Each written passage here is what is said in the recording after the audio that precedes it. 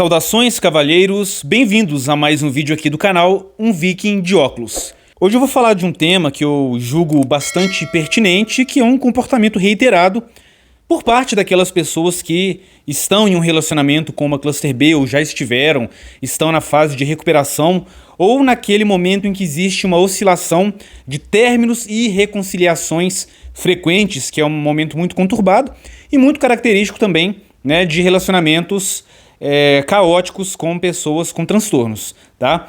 E eu separei aqui, baseado na experiência que eu tenho com esse tema há quase 7 anos, além das experiências pessoais que agregaram um grande valor, né, a respeito da minha cosmovisão sobre esse tema, porque aquele que viveu a experiência, muitas vezes ele vai ter uma visão diferente daquele que estudou através dos artigos científicos, da Universidade de Psicologia e Psiquiatria. E quando você junta as duas coisas, a experiência teórica e a prática, você vai atingir um nível de excelência, né, para poder exortar pessoas a respeito desses temas. E eu notei que existem determinadas atitudes que se repetem por parte de pessoas que estão aí presas, né, nessa teia de manipulação, de abuso verbal, tudo que os transtornados trazem consigo, tá? Se você não sabe o que é Cluster B, né, é um grupo de transtornos que engloba o histrionismo, o transtorno de personalidade borderline, o narcisismo e a psicopatia. E nós temos aqui vastíssimo material a respeito do tema, explicando o beabá lá desde o início, como reconhecer, o que fazer, mas esse vídeo é para aquele que já sabe que tipo de transtorno é esse, tá bom? Quais são os erros frequentes cometidos por pessoas que namoram Clusters B? A racionalização é sempre um problema e ela pode se apresentar de formas distintas. Entenda como racionalização criar razões para, e criar razões para continuar naquele relacionamento quando você lá no fundo sabe que nada de bom irá frutificar ali. Qual é uma forma muito comum que eu vejo de racionalizar a permanência nesse tipo de relacionamento? Pessoas me procuram frequentemente aqui nos comentários, via WhatsApp ou nas minhas outras redes sociais, tentando entender qual é o transtorno que a pessoa amada, o ente querido, tem de fato, né? Porque esses transtornos do Cluster B, eles têm muita sobreposição de sintomas, eles ocorrem ao longo de um espectro, existem divergências no próprio mundo, né, da psiquiatria. Otto Kernberg acreditava, por exemplo, que a psicopatia ocorria ao longo do transtorno, ao longo do espectro do narcisismo. E ele acreditava, inclusive, no narcisismo maligno, que a gente nem escuta tanto falar hoje em dia. Tinha o narcisismo, à medida que os sintomas iam se agravando, lá mais para o final do espectro você tinha o narcisismo maligno, e ali no limiar o indivíduo com o transtorno de personalidade antissocial. Embora essa não seja uma visão assim muito disseminada, né, ubiquitária no mundo da psiquiatria e da psicologia, a maioria acredita que esses transtornos são distintos, embora o psicopata tenha necessariamente inúmeros traços, ele sofra de fato de narcisismo, mas o narcisista não é necessariamente um psicopata. Quando a gente fala de transtornos de personalidade do Cluster B, como por exemplo o borderline, existem divergências, a própria ciência mudou de visão a respeito desse transtorno reiteradas vezes. Acreditava-se que era inicialmente uma forma de psicopatia envolvendo abuso de substâncias, depois alguns começaram a propor a teoria que era na verdade um transtorno do humor, e hoje a gente tem aí a ideia de que é um transtorno de personalidade realmente distinto, embora até o Jordan Peterson tenha defendido algo que eu pessoalmente não concordo muito, que o transtorno borderline é uma variante feminina do transtorno de personalidade antissocial, né? A psicopatia. Então você vê que mesmo quem viveu esse mundo, estudou, fez pós-graduação, não consegue ter uma opinião sólida, porque a opinião diverge muito. Porque você que está aí se envolvendo com uma pessoa assim, vai usar isso para tentar, né, se justificar do porquê você ainda tá nessa relação. Já aconteceu muitas vezes, eu não sei se a minha namorada é border, às vezes eu acho que ela é narcisista, eu vou ficar um pouco mais de tempo para descobrir. Não interessa qual transtorno ela tem, se tem comorbidade, né, transtornos que ocorrem em conjunto ou não, qualquer transtorno do Cluster B vai causar lesões em você do ponto de vista emocional, irreversíveis, às vezes com envolvimento de autoridades via falsa denúncia. Você pode estudar, é realmente um tema interessante. Quando a gente vive isso, a gente mergulha nesse tipo de estudo porque a gente quer compreender aquilo que aconteceu com a gente. É natural, né? Um episódio tão traumático, um episódio que afeta tanto a nossa mentalidade, às vezes nos colocando ali no limiar entre um indivíduo são e um indivíduo com algum tipo de problema, porque isso abala as nossas estruturas mentais, a nossa autoestima, a nossa capacidade de lidar, de acreditar em si próprio, né? Mas faz parte, então, estudar a título de conhecimento. Permanecer nesse relacionamento com a desculpa que você quer descobrir e ter certeza qual transtorno ela tem é uma forma de racionalização, beleza? Segunda questão que eu vejo com muita frequência: prolongar excessivamente o tempo de desabafo e de recuperação, o pedido de socorro, né?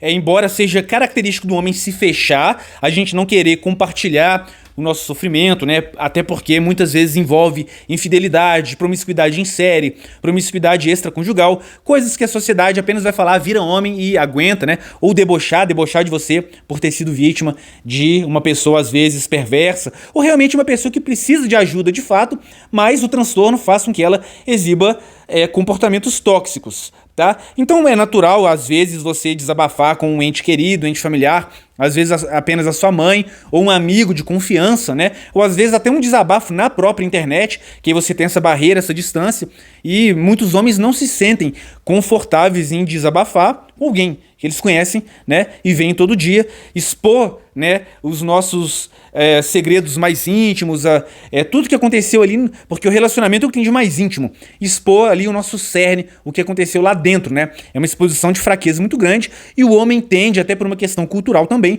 não gostar de se expor dessa forma. Então é natural que às vezes o indivíduo busque refúgio ou não. Quando o indivíduo não busca refúgio, ele vai acabar se intoxicando com os próprios pensamentos, né? Mas a gente está falando aqui daquele que vai sim desabafar com um amigo, falar dos problemas, se ele tem alguém, ele tem um ombro amigo, ele não está tão isolado do seu círculo de apoio, porque é até a característica dos pacientes que têm esses transtornos do cluster B, isolar a vítima do seu círculo de apoio para poder manipular mais, prender mais na relação, usar mais, né? O que ele vai fazer vai depender do transtorno que ele tem.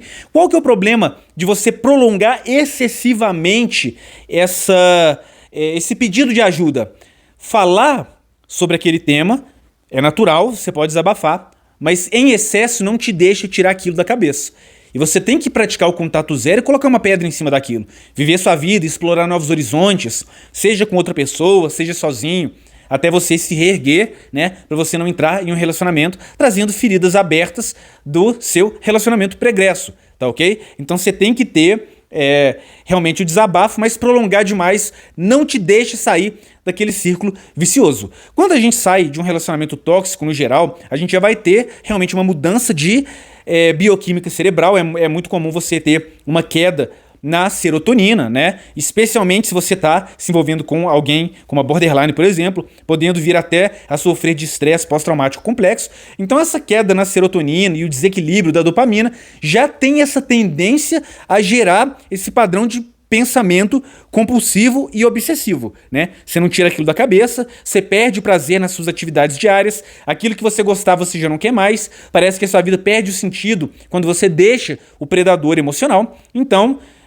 essa dica é muito importante. Desabafe sim, não é porque você é homem que você não tem direito de sofrer, que você não precisa de ajuda, mas se prolongar demais, não te deixe tirar a pessoa da cabeça. E a gente sabe, né, que eles têm essa tendência a voltar, a procurar você novamente, a usar o sexo para te fisgar de volta para essa relação. E quando você tá com a pessoa na cabeça o tempo inteiro, é mais fácil dela usar esse anzol e te sugar. E se você já terminou e é sugado novamente, o próximo término é uma certeza e você vai ter que começar a recuperação lá do zero, né?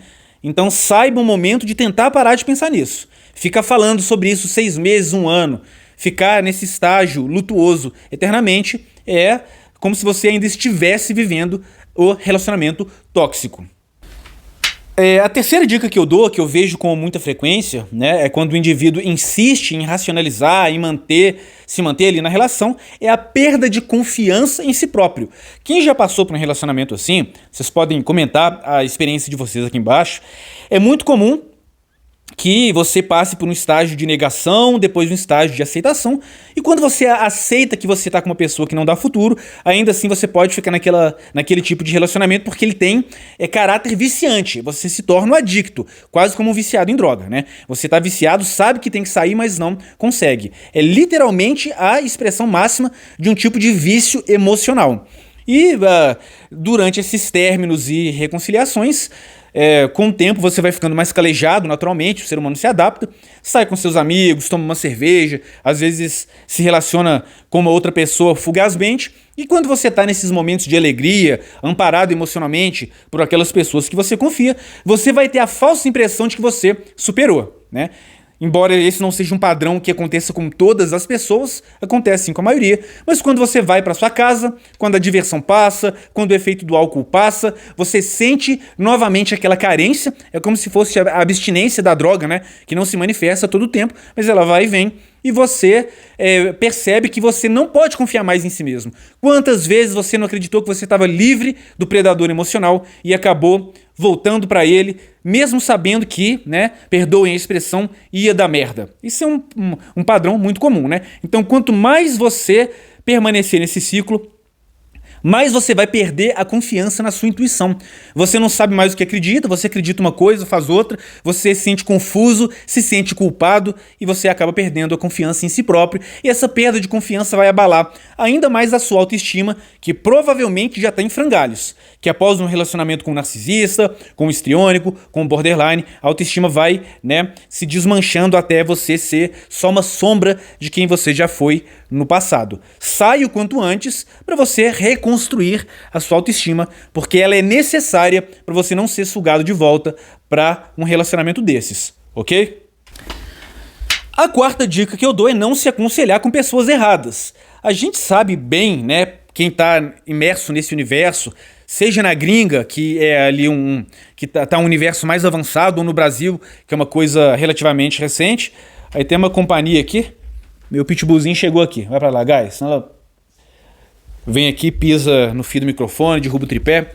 O que acontece? Existe ainda, inclusive no exterior, né, por causa até de questões políticas, que eu não vou entrar muito nesse mérito hoje, do politicamente correto, por causa do transtorno borderline ser mais tipicamente visto em mulheres, né?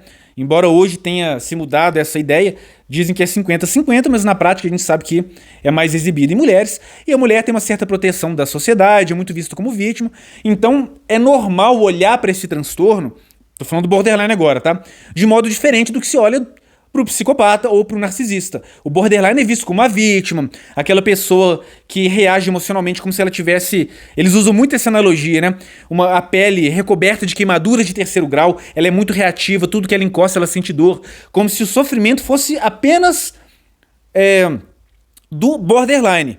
É fato que eles sofrem muito, que é muito difícil lidar com esse turbilhão de sentimentos, com essa oscilação da autoimagem, né, com esse sentimento crônico de vazio, esse medo irracional de abandono. Eu não nego de forma alguma que o borderline é um paciente que carrega um sofrimento interno que quem não tem problema não consegue às vezes nem mesmo conceber, né? Nos é inconcebível em larga medida, porque é um sofrimento que é difícil entender do ponto de vista puramente racional. Mas ele também causa dano, e ele, quando uma pessoa se envolve com borderline, em vez de ela trazer o borderline para o mundo da sanidade, é o borderline que vai puxar o cavaleiro branco, o salvador, para aquele buraco escuro que ele chama de mundo. Esse é um trabalho que deve ser restringido, né, exclusivamente ao psicólogo ou ao psiquiatra.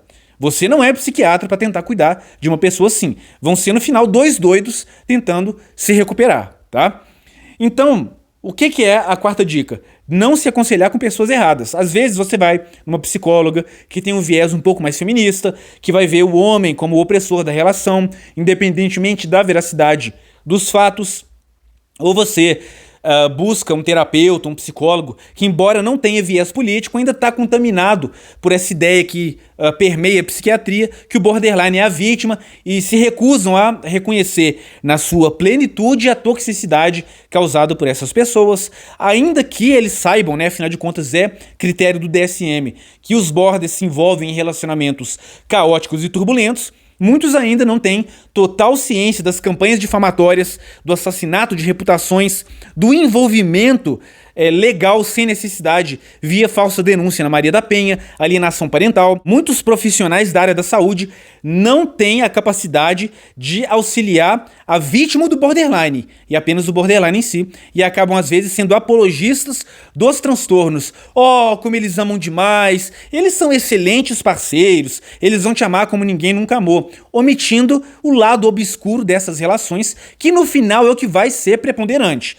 Quando você termina, o lado bom vai ser eliminado da mente do border e vai vir a fase de desvalorização, e se tiver filho envolvido, aí vai ser uma catástrofe completa. Então, se você buscar a pessoa errada, né, seja o psicólogo, seja aquele seu familiar ginocentrista que acha que por ser mulher você tem que tolerar tudo, né, você como homem tem que tolerar tudo vindo de uma mulher. Então, quando você se aconselha com as pessoas erradas, você vai estar perpetuando o ciclo de abuso.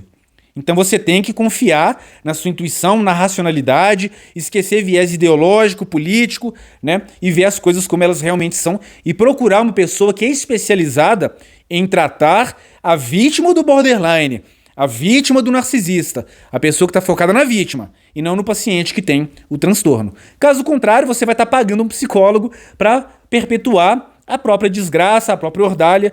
Verdade seja dita, né? Que é isso que acontece com quem se relaciona com esses pacientes. Número 5 é uma falha em fazer uma autoavaliação para poder compreender o porquê de você se envolver reiteradas vezes em relacionamentos tão parecidos.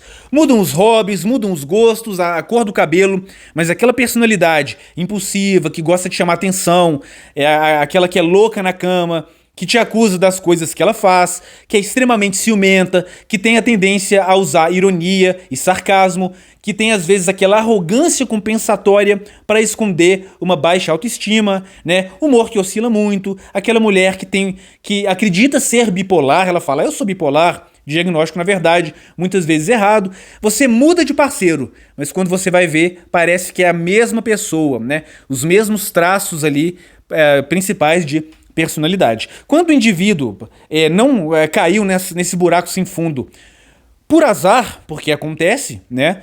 Principalmente pelo fato de borderlines, histriônicas, serem mulheres altamente sedutoras, cativantes e capazes de criar essas harmonias instantâneas de início, né? Às vezes você caiu nessa só por azar ou por falta de informação, mas acontece também de você escolher só mulher que tem esse tipo de traço.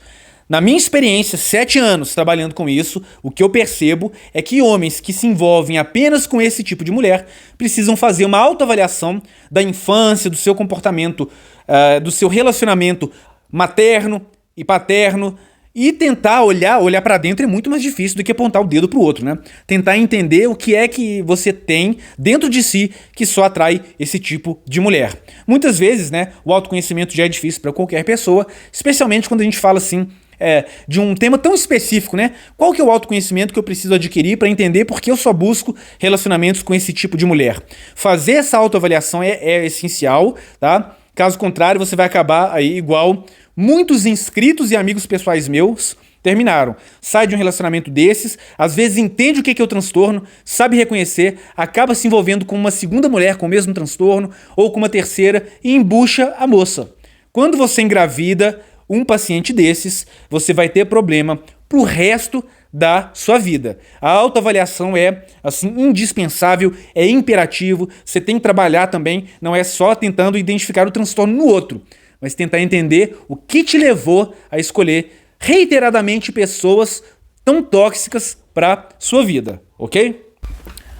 E o 6 é ficar pensando aí com a cabeça de baixo, seja por racionalização ou por falta realmente de controle da libido. A gente sabe que o sexo é uma coisa, um elemento marcante nesses relacionamentos, é um sexo muito gostoso, muito agradável, é uma química que você provavelmente não vai ter com uma mulher que não tem nenhum tipo de problema psiquiátrico, mas vale lembrar que essa química, embora ela vá te idealizar, falar que é só contigo, ela tem essa mesma química sexual com todos os outros parceiros dela, porque isso é um sintoma característico do transtorno, né? E às vezes o cara, por não conseguir, né? É muito uma coisa de homem também, né?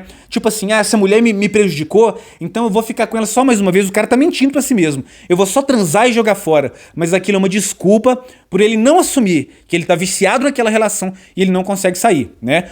Aí, depois de uma transa, a chance da reconciliação é grande, do término subsequente também. Aí no processo de recuperação, você volta na estaca zero. Ou pelo fato também de só ausência de controle de libido. O cara não tem intenção realmente de voltar, quer só mais uma noite de sexo, vai prolongando aquilo, o borderline tem um pensamento muito vitimista, existe a tendência de ele se sentir usado por você e quando ele se sente rejeitado, menosprezado, usado, abandonado, quase que invariavelmente vai haver uma raiva muito intensa, uma intensificação dos sintomas que ocorrem geralmente pós-término e muitas vezes um desejo quase que insaciável de vingança. Aí você pode, né, parar na delegacia, perder amigos, perder a sua reputação na cidade, ela pode no seu trabalho fazer escândalo, pode inventar mentiras terríveis sobre você.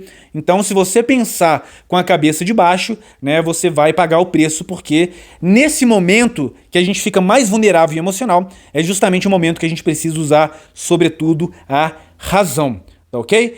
É isso por hoje, eu vou deixar o meu contato aqui, caso alguém queira uma mentoria especializada nesses temas. E para você que gostaria de ingressar nas nossas livrarias virtuais, nós temos uma livraria de política, de documentários proibidos, livros proibidos e uma outra livraria digital de temas diversos, né? Desde finanças, a agricultura e também um bom acervo com 5 ou 6 livros, se não me engano, só sobre transtornos de personalidade. É muito barato, né? É um preço praticamente simbólico. E se você gosta do canal, nós perdemos a nossa monetização. A gente só vai poder tentar a monetização novamente 24 de janeiro de 2024. Eu não sei por que eles colocaram essa data, né? Então você pode ajudar o canal fazendo a aquisição do ingresso da nossa livraria. E se você está aqui exclusivamente pelo tema transtornos de personalidade, você pode marcar uma consultoria comigo também para a gente abordar esse tema com foco em você e não na suposta vítima, né? Que é o que a maioria dos psicólogos fazem hoje em dia. É isso aí, se inscreva e até a próxima.